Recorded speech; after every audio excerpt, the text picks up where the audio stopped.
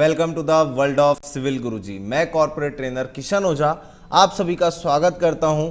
आज के इस वीडियो में हम लोग कंप्लीटली बात करने वाले हैं गेज बॉक्स के बारे में, तो बने रहिएगा वीडियो के अंत तक के।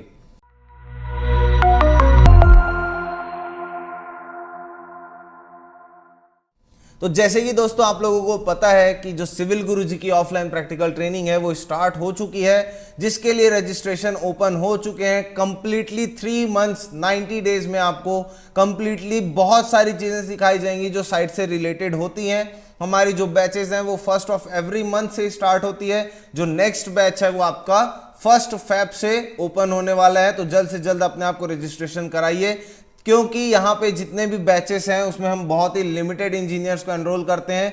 और सबसे अच्छा बेनिफिट कि आपको जो फीस है उसका 60% आपको आफ्टर प्लेसमेंट पे करना है। और अधिक जानकारी के लिए आप कॉल कर सकते हैं 9111001234 पे।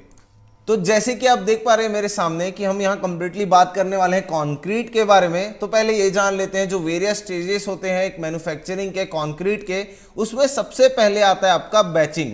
जो बैचिंग प्लांट्स होते हैं हमारे, बेसिकली क्या होता है कि जो हमारा सीमेंट होता है वो बेसिकली कैलकेरियस रॉक और आर्जिलेसियस रॉक से मिलके बना रहता है।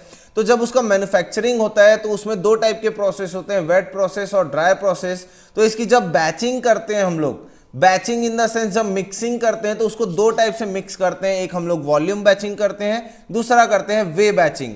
दूसरा जो प्रोसेस होता है वो होता है मिक्सिंग का।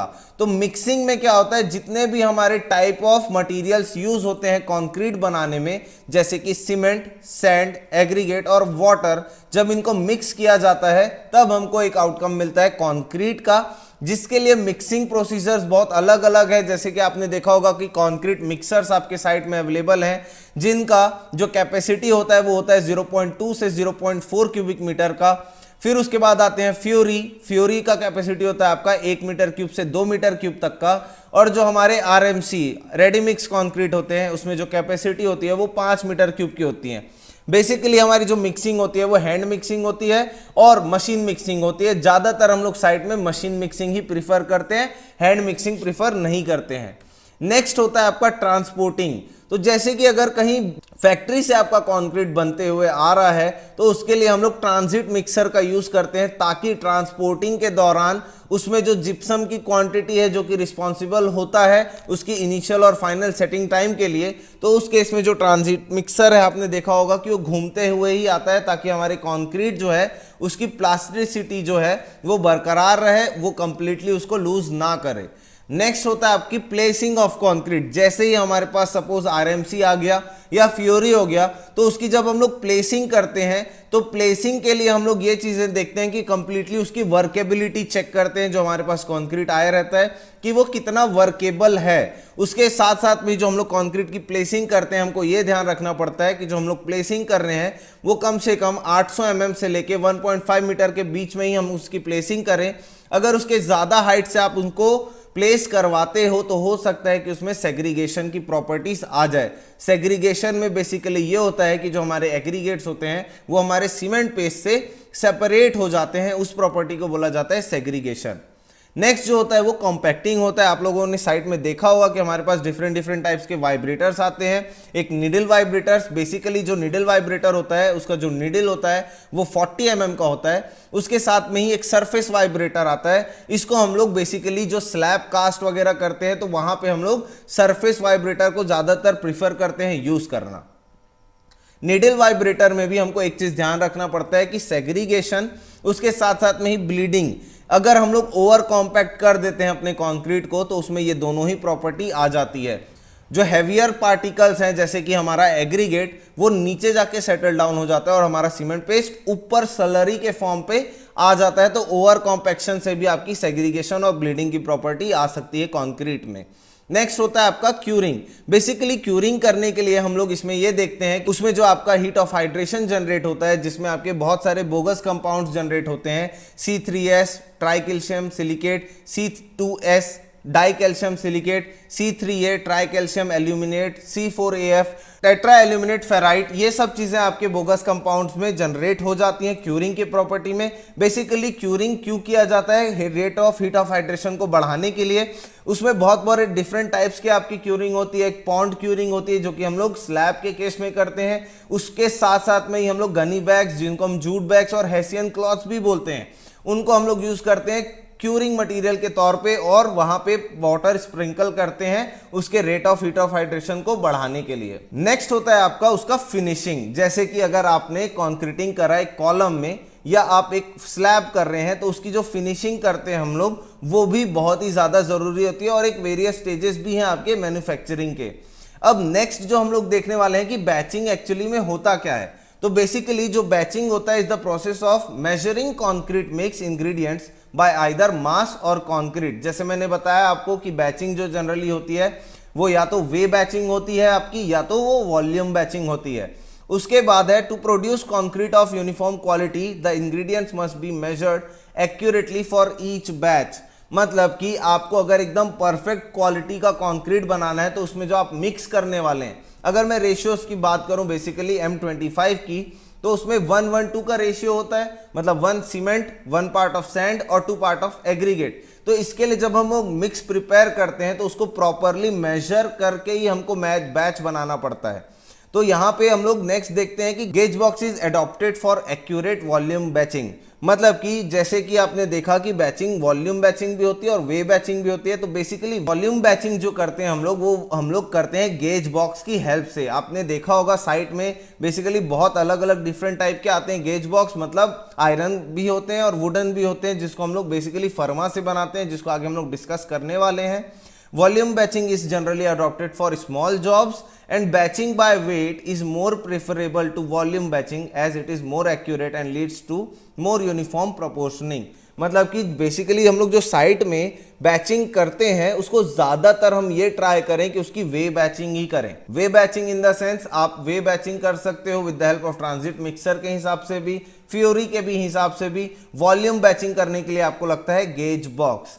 नेक्स्ट देखते हैं कि गेज बॉक्स के जो भी मेजरमेंट्स होते हैं, जिसको हम लोग मेजरिंग बॉक्स भी बोलते हैं, वो बनता है या तो फर्मा से बनता है आपका, जिसमें कुछ इस तरह के हैंडल्स बने रहते हैं, और ये गेज बॉक्स हमारा या तो आयरन का होता है या तो वुडन, जिसको हम लोग फर्मा भी बोलते हैं। तो gauge boxes are used for measuring the fine and coarse aggregate. मतलब कि यहाँ पे हम लोग क्वांटिटी देखते हैं कि एक गेज बॉक्स में जो हम लोग क्वांटिटी डालने वाले हैं फाइन एग्रीगेट और कोर्स एग्रीगेट की, वो उसके गेज बॉक्स के हेल्प से ही हम लोग डालते हैं। फिर ये या तो आपके, मैंने जैसे बताया कि या तो ये टिम्बर्स के बन सकते हैं फर्मा के, या तो वो स्टील के भी बन सकते हैं। फिर they are made generally deep and narrow. तो यहाँ पे जो इसकी हाइट होती है वो हाइट होती है आपकी 35 सेंटीमीटर की। फिर होता है आपका bottomless gauge boxes are generally avoided. मतलब कि यहाँ पे नीचे से भी प्रॉपरली कवर्ड होने चाहिए वो चीजें। फिर नेक्स्ट अब हम लोग देखने वाले हैं कि जब हम लोग फिल करते हैं गेज बॉक्स को, तब हम लोग नॉर्मली उसको फिल करते जाते हैं, उसमें किसी भी तरह का कॉम्पैक्शन आपको नहीं करना है। ऊपर की जो सरफेस है जो एक्स्ट्रा रहेगी वो आप जस्ट नॉर्मली रिमूव कर देंगे उसको। फिर जो वॉल्यूम ऑफ गेज बॉक्स होता है, अभी तक के हम लोग जो वॉल्यूम की बात कर रहे थे, क्योंकि वॉल्यूम बैचिंग के लिए ही हम लोग यूज करते हैं गेज बॉक्स को, उसका जो वॉल्यूम होता है वो आपके एक बैग ऑफ सीमेंट के इक्वल होता है। कितना होता है वो हम लोग आगे डिस्कस करने वाले हैं इस वीडियो में कंप्लीटली। फिर उसके बाद आपका cement is always measured by weight, mostly it is used in terms of bag. मतलब जब भी हम लोग सीमेंट की क्वांटिटी अगर मैं कभी भी निकालता हूं, तो आप लोगों को पता होगा कि एक बैग जो होता है सीमेंट का वो 50 केजी का होता है। तो हम लोग इसकी जो क्वांटिटी निकालते हैं और हमको जो रेट भी मिलता है जो SOR से, वो आपका टन के हिसाब से मिलता है या केजी के हिसाब से मिलता है। फिर 1 बैग ऑफ सीमेंट जो होता है वो 50 केजी का होता है, और उसके अंदर जो वॉल्यूम होता है उसका वो होता है 35 लीटर्स का।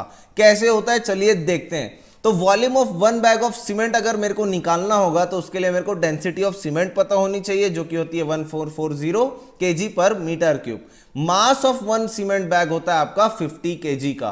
तो आप लोगों को पता है कि वॉल्यूम निकालने के लिए जो मेरे पास फॉर्मूला है वो होता है मास डिवाइडेड बाय डेंसिटी। तो जैसे ही मैं 50 डिवाइडेड बाय 1440 करता हूं, मेरे को एक वैल्यू मिलती है 0.0347 मीटर क्यूब। इसी वैल्यू को अगर मैं कन्वर्ट करूं क्यूबिक फीट में तो कन्वर्जन फैक्टर होता है आपका 35.31। तो अगर आपसे इंटरव्यू में किसी तरह का क्वेश्चन पूछा जाता है कि volume of 1 bag of cement कितना होता है, तो वो होता है आपका 0.0347 मीटर क्यूब, और इन क्यूबिक फीट में होता है आपका 1.226 क्यूबिक फीट।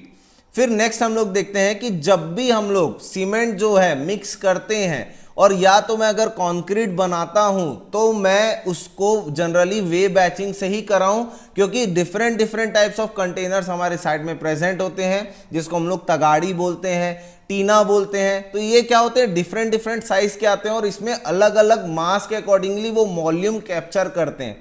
तो ज़्यादातर हम लोग जो साइड में प्रीफर करते हैं वो वे बैचिंग ही करते हैं, वॉल्यूम बैचिंग नहीं करते हैं। जैसे अगर मैं एक नॉर्मल एग्जांपल बोलूं तो आपने छोटा सा वो एक तगाड़ी देखा होगा टीना का, उसमें अगर मैं सैंड को अगर मेजर करूं तो उसमें बेसिकली 70 केजी से लेके 20 केजी तक का सैंड अवेलेबल होता है। फिर उसके बाद अगर मैं एग्रीगेट की बात करूं तो एग्रीगेट जो होता है आपका वो 22 किलो से लेके 25 किलो तक के एक तगाड़ी में आता है। तो अगर मेरे को इसकी वे बैचिंग करनी होगी तो अगर मैं एक बोरी सीमेंट डालता हूं मतलब 50 किलो, तो 50 किलो के हिसाब से मेरे को अपने रेशियो को मैनिपुलेट करना होगा।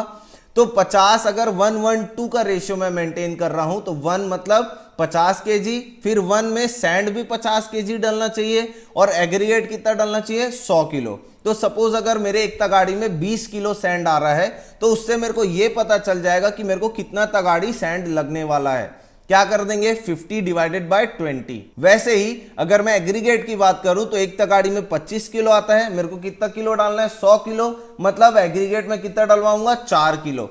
तो ये ज्यादा प्रिसाइसली हम लोग कर पाते हैं वेट बैचिंग में, जितना हम लोग नहीं अचीव कर पाते हैं वॉल्यूम बैचिंग में। तो ये सब चीजें रहती हैं। अगर मैं आपको वॉल्यूम ऑफ गेज बॉक्स भी बताऊं तो वॉल्यूम ऑफ गेज बॉक्स आप कैसे निकाल सकते हैं, इसकी जो लेंथ होती है वो 33.3 सेंटीमीटर होती है, इसकी जो विड्थ होती है वो 30 सेंटीमीटर होती है, और इसकी जो हाइट होती है वो 35 सेंटीमीटर होता है। तो अगर आप वॉल्यूम निकालना चाहें तो जस्ट क्या करना है, इन तीनों डायमेंशंस को आप मल्टीप्लाई कर दीजिए और इसको मीटर क्यूब में कन्वर्ट कर दीजिए, आपको आंसर मिल जाएगा 0.0349, जिसको हम लोग बेसिकली 0.035 भी लिख सकते हैं।